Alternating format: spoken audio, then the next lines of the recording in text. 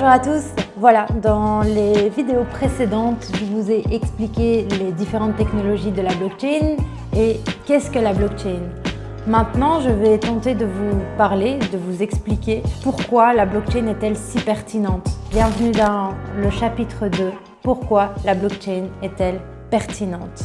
Au début, la technologie de la blockchain a d'abord attiré les amateurs de Bitcoin et de crypto-monnaies.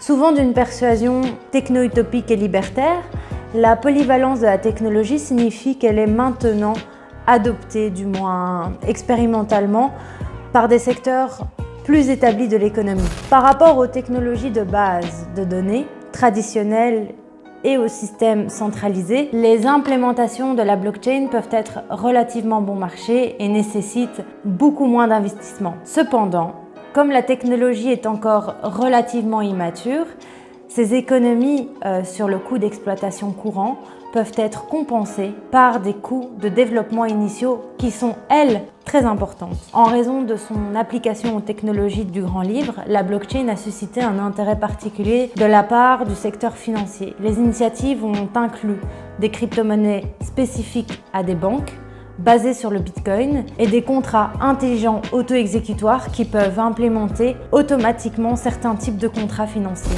L'une des initiatives les plus médiatisées dans ce domaine a été R3. R3, c'est quoi? C'est un consortium de plus de 70 institutions financières lancé en septembre 2015 et dédié au développement de technologies blockchain dans le secteur financier. En raison de son application dans la création de dossiers distribués infalsifiables, un certain nombre d'initiatives ont été proposées dans le secteur public pour les registres tenus par le gouvernement, tels que le registre de titres immobiliers au Honduras et en Suède, ou encore le suivi des dons par le biais de la blockchain du donateur au bénéficiaire, pour s'assurer que l'argent va là où il faut.